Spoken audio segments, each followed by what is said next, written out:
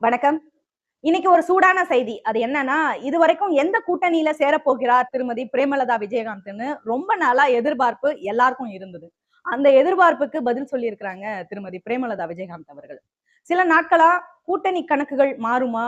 இல்ல காங்கிரஸ்க்கும், திமுகவுக்கும் பிரச்சனை வருமா? அப்படின்னு இப்படிதான் ஊடகங்கள் பேசிக்கிட்டு இருந்தாங்க. விவாதங்கள நடத்திக்கிட்டு இருந்தாங்க. ஊடக ட்ரெண்ட் இன்னைக்கு மாறி இருக்கிறதா நான் பார்க்கிறேன்.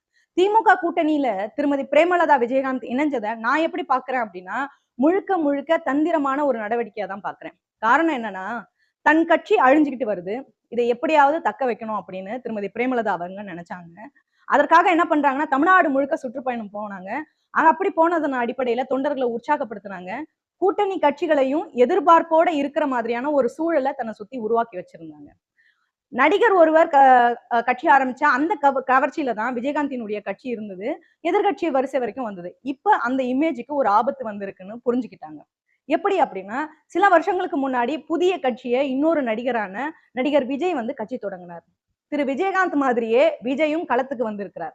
அப்ப இதையெல்லாம் யோசனை செய்து திமுகவோட திருமதி பிரேமலதா கூட்டணி பேசி உறுதி செய்த நிலையில என்ன பண்றாங்க அப்படின்னா, மத்திய அரசு தனக்கு நெருக்கடி கொடுக்க கூடாது என்பதற்காக அவங்க கிட்டயும் தேர்தல் பேரம் பேசுற மாதிரி பேசிக்கிட்டு இருந்திருக்காங்க. தேர்தல் நேரத்துல எதுக்கும் இடம் கொடுக்க கூடாது. இல்லனா மத்திய அரசு பல கெடுபிடிகளை சூழ்ச்சிகளை செய்யும்னு திருமதி பிரேமலதா உணர்ந்த காரணத்தினால, அதாவது 2 பக்கமும் காய் நகர்த்தி தனக்கான அடுத்த 10 வருஷத்துக்கான ஒரு அரசியலை நகர்த்துவதற்கான ஒரு யுக்தியா தான் இன்னைக்கு கையாண்டு இருக்கிறாங்க திருமதி பிரேமலதா விஜயகாந்த் அவர்கள்.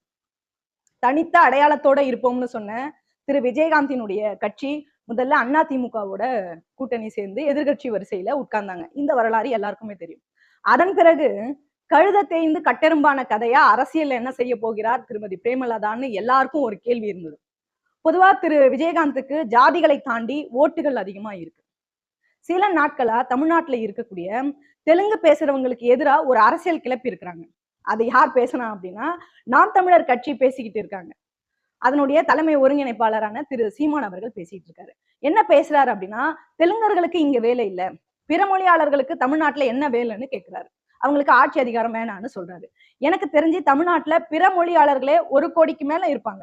இப்படி நாம் தமிழர் கட்சியின் தலைவர் திரு சீமான் பேசுறத கூட எதிர்மறையான ஒரு விமர்சனத்தை கூட லாபத்தை இன்னைக்கு திமுகவுக்கு தந்திருக்குன்னு தான் நான் பார்த்திருக்கிறேன். அப்ப அந்த எதிர்மறையான சிந்தனை திருமதி பிரேமலதா கூட்டணி சேர்ந்ததன் மூலமா நிரூபிக்கப்பட்டிருக்கு இன்னைக்கு. பொதுவா திமுக மேல என்ன குற்றச்சாட்டு சொல்றாங்கன்னா, பொதுவா சமூகத்துல தெலுங்கு பேசுற கும்பல்கள்னு அப்படின்னு சொல்றாங்க. நாயுடு, நாயக்கர்கள், தெலுங்கு பேசுறவங்க ஒட்டுமொத்தமா திமுக கிட்ட தான் இருக்கிறாங்க அப்படின்னு சொல்லப்படுது. அப்ப திருமதி பிரேமலதா திமுக கூட்டணியில சேர்ந்ததுல, இப்ப ஒட்டுமொத்தமா பிறமொழியாளர்களுடைய தெலுங்கு பேசுற 90% ஓட்டு யாருக்கு போகுது அப்படின்னா, திமுகவுக்கு தான் போகுது. அதுதான் இன்னைக்கு நடந்திருக்கு.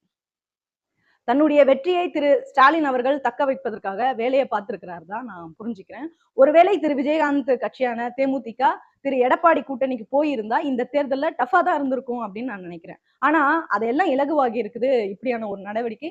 அப்படியான நடவடிக்கை இன்னைக்கு திமுக எடுத்திருக்கு. ஆனா இவ்வளவு தந்திரமா ஒரு கட்சியை திருமதி பிரேமலதா வழிநடத்தும் போது நம்முடைய தலித் கட்சிகளுக்கு அந்த தந்திரங்கள் இல்லை என்பதுதான் நாம பார்த்த கடந்த கால வரலாறும் நிகழ்கால யதார்த்தமும் இருக்கு. இப்படியான தந்திரமான அரசியல்ல வெற்றியை நோக்கி போறதுல தனக்கான ஒரு அதிகாரத்தை தக்க வைத்துக் கொள்றதுல தலித் அல்லாத கட்சிகள் ரொம்ப தெளிவா இருக்குன்னு தான் நான் இந்த நேரத்துல பதிவு செய்ய விரும்புறேன். ஆஹ் ஆக பழம் நழுவி பால்ல விழுந்துருச்சுன்னு சொல்றாங்க. ஆனா அந்த பால் விஷமான பால்னு எல்லாருக்குமே தெரியும். 10 வருஷம் கழிச்சு விழுந்த பழம் அழுகிய பழமா தான் நான் பார்க்கிறேன்.